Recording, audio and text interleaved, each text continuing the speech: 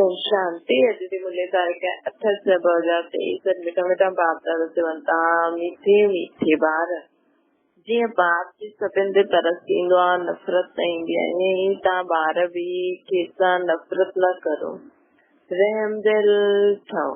प्रश्न: रहम दिल बाप जा बाप खे सॼे विश्व जे प्रति हिकु ई प्लान आहे, उहो कहिड़ो आहे?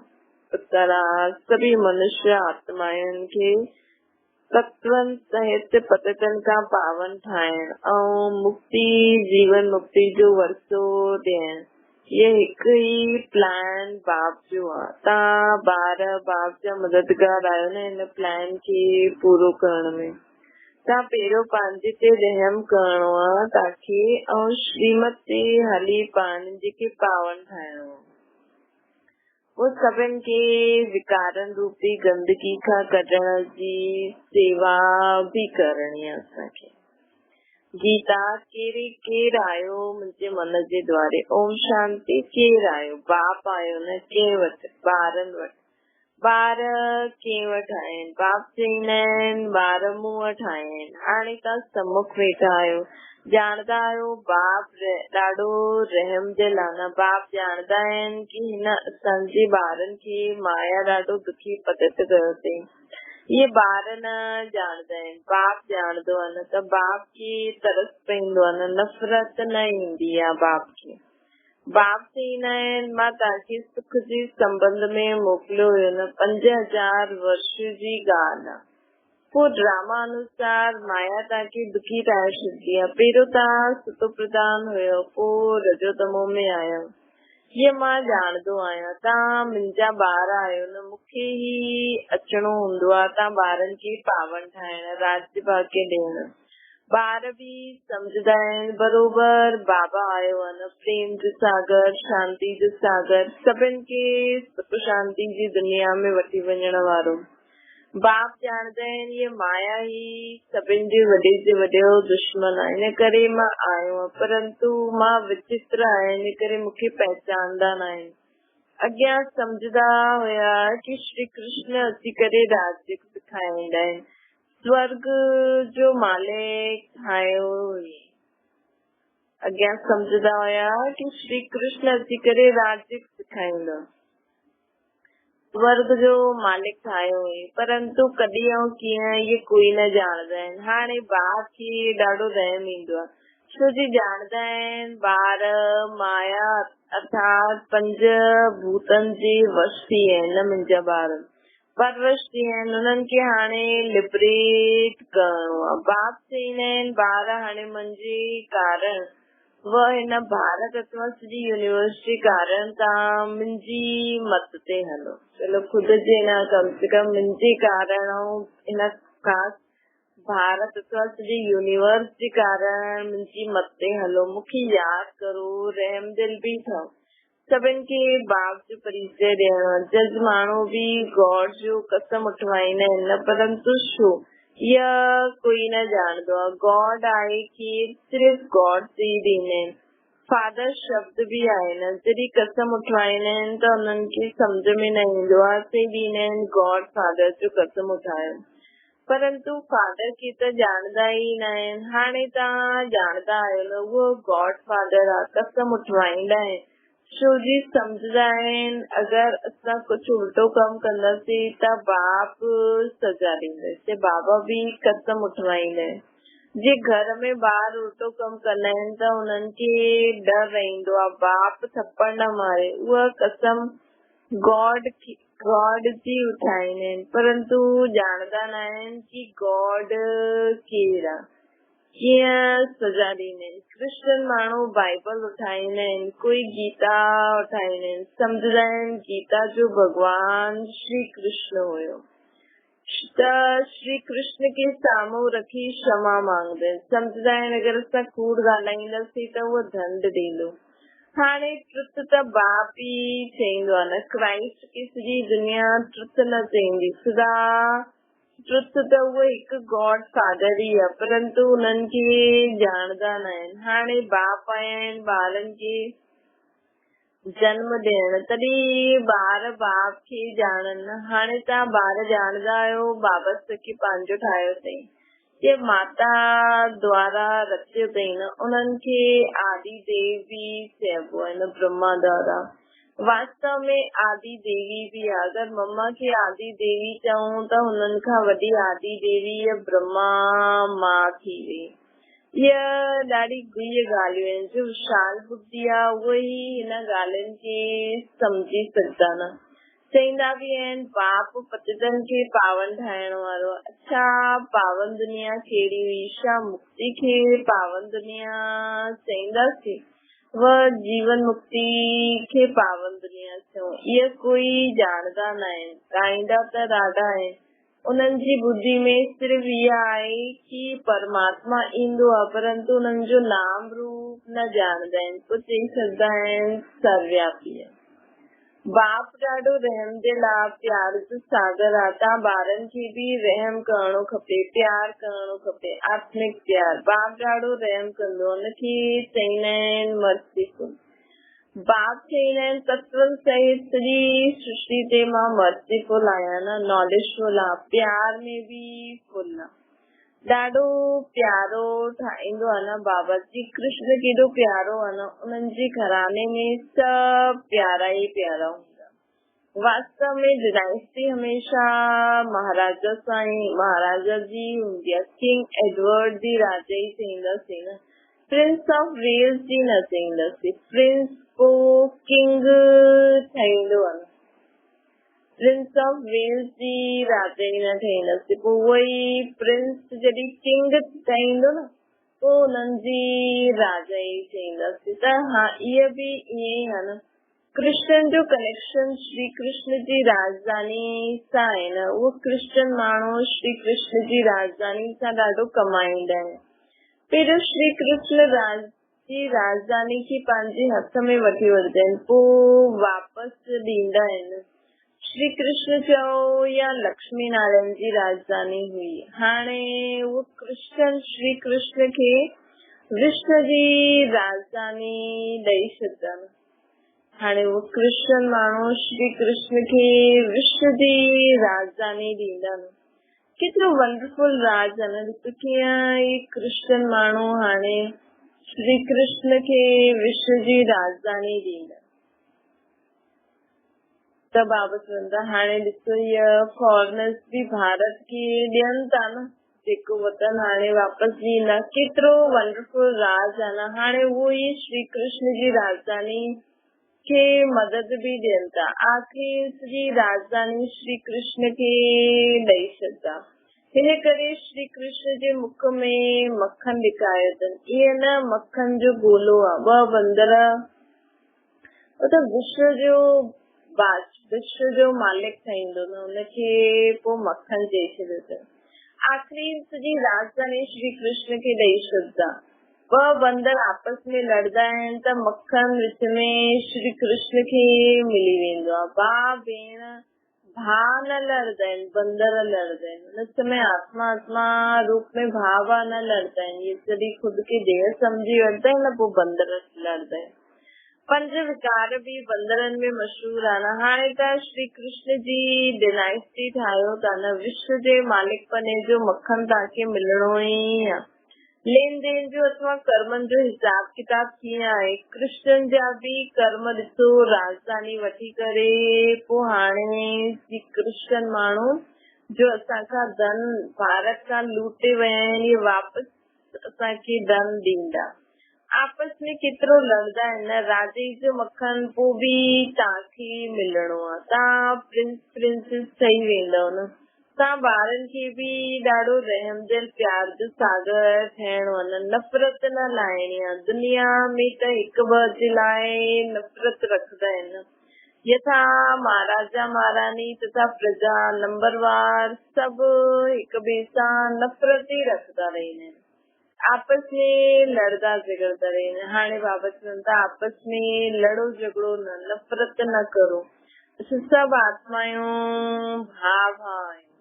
सभी आत्मायूं भाउ आहिनि। बाप ॾाढो सुठी रीति सम्झाईंदा आहिनि, हिन में घृणा करण जी कोई ॻाल्हि कोन्हे, हे त ड्रामो ठहियल आहे। हर हिकु मनुष्य पंहिंजे खे नीच पापी चईंदो आहे न। मंदरनि में वञी करे पंहिंजे मथां नफ़रत कंदा आहिनि, चईंदा आहिनि न असां नीच पापी आहियूं। ॾिसो कहिड़ी रीति ठाहे रखी अथनि। जॾहिं मंदरनि में वेंदा आहिनि ख़ुदि जे मथां ई नफ़रत कंदा आहिनि, त घर अची करे माउ ॿियनि जे मथां बि नफ़रत कंदा आहिनि। महात्मा खे पवित्र सम्झी हुनजे चरणनि में गिरदा आहिनि। तव्हां पावन आहियो, सभु पतित आहियो। इन्हनि सभिनि ॻाल्हियुनि खे त बाप ई ॼाणे न। मनुष्य गॉड फादर जे नाम ते कसम उठवाईंदो आहे, लेकिन उहो बि कूड़ो कसम थी वेंदो आहे न, छो जे गॉड फादर खे ॼाणंदा ई न आहिनि। अगर गॉड फादर से कसम उठाए त बुद्धि में अचे कि उन्हनि सां त असांखे वरसो मिलणो खपे, छो जी फादर सां त वरसो मिलंदो आहे न। स्वर्ग छा हूंदो आहे इहे कंहिंखे बि पतो न आहे। अरे तव्हां त चईंदा आहियो फलानो मरियो स्वर्गवासी थियो, त काॾे वियो, कुझु बि सम्झंदा न आहिनि। बाप खे कोई जे लाइ बि नफ़रत न आहे। बाबा खे सभिनि जे लाइ प्यार आहिनि। हाणे तव्हां ॿार सम्मुख आहियो, ॿारनि खे ख़ासि बाक़ी जनरल सभिनि खे बाबा सम्झाईंदा आहिनि। तव्हां ॿारनि खे पढ़ाए करे जीवन मुक्ति ॾेई ऐं सभिनि खे मुक्ति धाम में वठी हलंदो आहे न। मूंखे सभु प्यार आहे, मुंहिंजो सभिनि ते प्यार आहे। बाबा बाप आहे न, हुन गवर्नमेंट जा त अनेक प्लान्स चईंदा आहिनि। बाबा चईंदा आहिनि मुंहिंजो त हिकु ई प्लान आहे, पतित मनुष्य खे पावन देवी देवता ठाहे।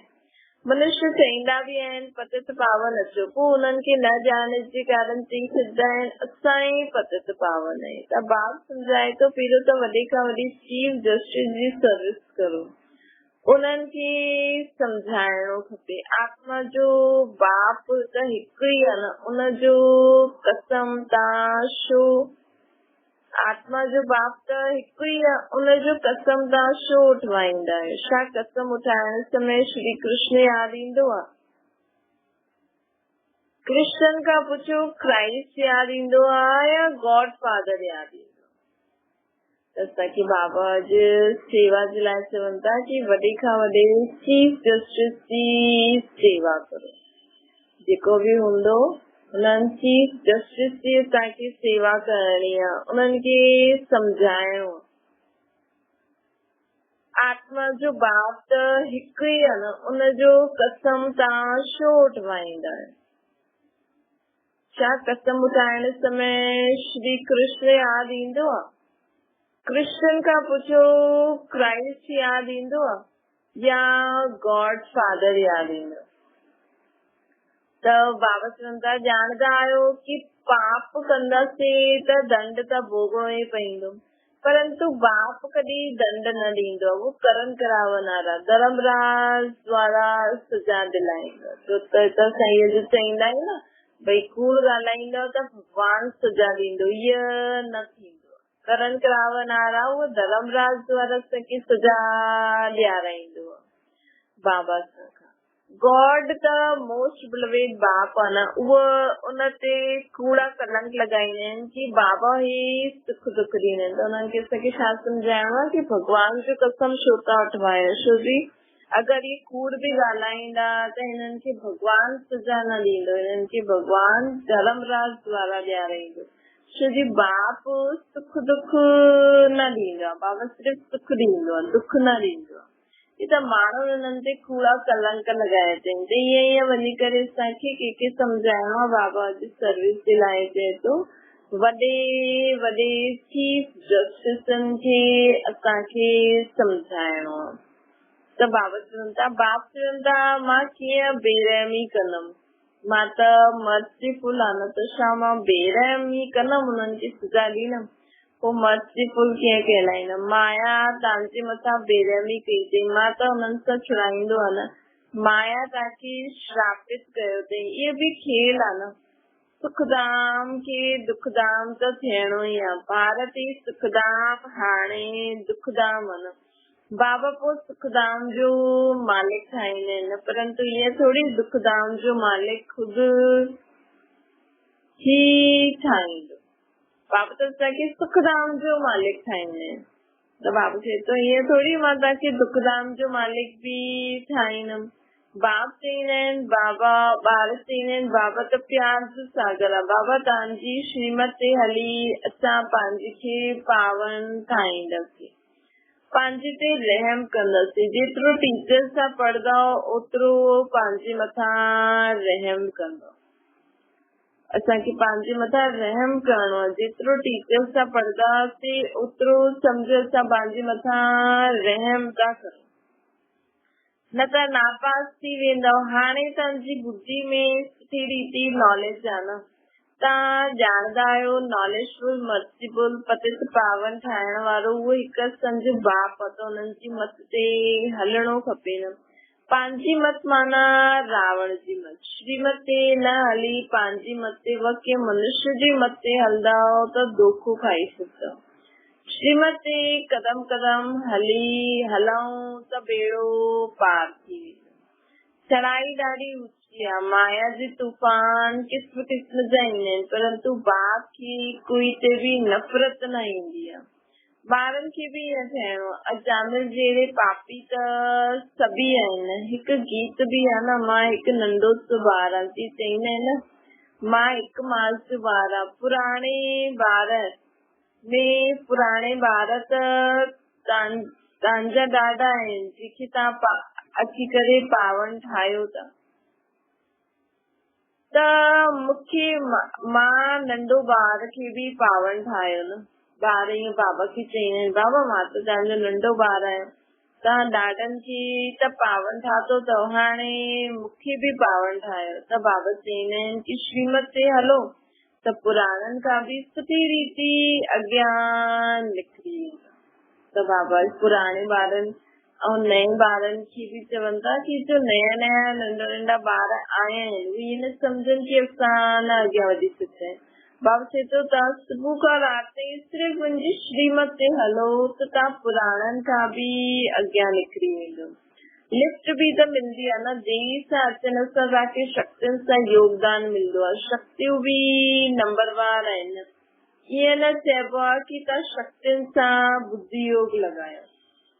असांखे कंहिं द्वारा बि बाबा जो ज्ञान मिले थो, असां कंहिं द्वारा बि बाबा जी मुरली ॿुधूं था, लेकिन असांजो बुद्धि योग बाबा सां लॻल हुजे। बाबा खे यादि करो त विक्रम विनाश थींदा। बाबा चए थो बुद्धि योग शक्तियुनि सां न रखिणो आहे। शक्तियुनि सां तव्हां शंख ध्वनि ॿुधो, बुद्धि योग बाबा सां लॻाइणो आहे। शक्तियुनि सां असांखे शंख ध्वनि ॿुधणी आहे, बुद्धि योग बाबा सां लॻाइणो आहे। बाबा खे यादि करो त विक्रम विनाश थींदा। ढिंडोरो पिटवाइणो आहे न। हिते कोई अंधश्रद्धा जी ॻाल्हि न आहे, कॉलेज में कोई अंधश्रद्धा न हूंदी आहे। ये गॉड फादरली यूनिवर्सिटी आहे। नॉलेजफुल गॉड फादर वेही ॿारनि खे पढ़ाइनि था न। तव्हांजी एम ऑब्जेक्ट आहे की असां मनुष्य खां देवता ठाहींदासीं, उहो मनुष्य खां बैरिस्टर आदि ठाहींदा आहिनि त बुद्धि योग बैरिस्टर सां गॾु रहंदी आहे न, डॉक्टर सां गॾु न रहंदी आहे। इहो बि कॉलेज आहे न कि अंधश्रद्धा आहे। एम ऑब्जेक्ट आहे न। गॉड फादर असांखे पढ़ाईंदा आहिनि। गीता में बि भगवान वाचा आहे, परंतु भगवान केरु आहे इहे गीता वारा बि न ॼाणंदा आहिनि। इहे ब्रह्मा बि चईंदा आहिनि की असां बि गीता पढ़ंदा हुआसीं, हाणे जा मनुष्य शास्त्रनि खे मञंदा ई न आहे। गीता खे उठाइण सां हुननि जी बुद्धि योग हली वेंदी आहे श्री कृष्ण तरफ़। हाणे जीअं जीअं नई नई जनरेशन ईंदी वेंदी आहे उहो साइंस खे ज्यादा मञंदी आहे न, उन्हनि खे सभु धर्म वारा न मञंदा। त गीता खे उठाइण सां बुद्धि योग श्री कृष्ण तरफ़ हली वेंदो आहे त उन्हनि खे सभु धर्म वारा न मञंदा आहिनि। इन करे गीता आहे सर्वशास्त्रमयी शिरोमणि शिव बाबा जी ॻाल्हि हुई। गॉड फादर चईंदा आहिनि उहो स्वर्ग जो रचयिता आहे। त बाप खां असांखे स्वर्ग जो वरसो मिलणो खपे या फादर जे घर वञणो आहे।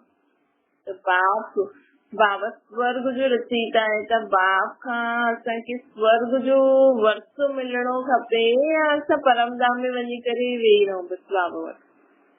भगवान वटि वञणु चाहींदा त आहिनि, सभु मुक्ति चाहींदा आहिनि। उहो माण्हू जीवन मुक्ति सां छा ॼाण, उहो माण्हू जीवन मुक्ति सां छा ॼाण। ॿार चईंदा आहिनि मां त तव्हांखे पढ़ाईंदो आहियां, मां पोइ सर्वव्यापी कीअं थींदमि। सर्वव्यापी थियण सां मुख ई मिठो न थींदो आहे। त ॿार इहे ॻाल्हियूं सुठी रीति धारण करो, ॾाढो मिठो ठहो बाबा। ॾिसो सभिनि खे चए थो बाबा ॾाढो मिठो ठहो, मां प्यार जो सागर आहियां त तव्हां बि प्यार स्वरूप ठहो, रहम दिल ठहो। इसां घृणा नफ़रत न करो, छो जी आहे ही पतित दुनिया। बाबा सां घृणा नफ़रत कई त बाबा चवनि था कि हिन रीति बाबा छा थो चवनि, ॾाढो ॾाढो मिठो ठहो, कोई सां नफ़रत न करणी आहे। सर्जन माण्हू हूंदा आहिनि कंहिंखे कीअं कहिड़ी बि गंदी बीमारी हूंदी आहे त हुननि खे तरस पईंदो आहे न, ऐं शफ़ा ॾींदा आहिनि, सम्झंदा बि आहिनि कुझु ख़राब कमु कयो अथनि, इहा उन्हनि जो कर्म भोग। बाप त चईंदा आहिनि माया जी प्रविष्टा हुजण सां मनुष्य खां विक्रम ई थींदा आहिनि ऐं पतित थी वेंदा आहिनि। पंज विकारनि खे ख़राब सम्झंदा आहिनि, तॾहिं त सन्यासी बि घर बार छॾे भॼी वेंदा आहिनि। पवित्रता जो मान ॾाढो हूंदो आहे, इहे त सम्झंदा आहियो। असां पहिरियों देवताउनि खे नमन कंदा आहियूं, पोइ सन्यासियुनि खे बि कयो, छो जी उहे बि पावन ठहींदा आहिनि। पहिरियों मूर्तियुनि खे, पोइ सन्यासियुनि खे बि कंदा आहिनि। सन्यासियुनि जे अॻियां ॾिसो माण्हू कीअं झुकी वेंदा आहिनि, छो जी पावन आहिनि। असांखे इन रीति बाबा जो असांखे चवनि था कि पवित्रता जो मान ॾाढो आहे।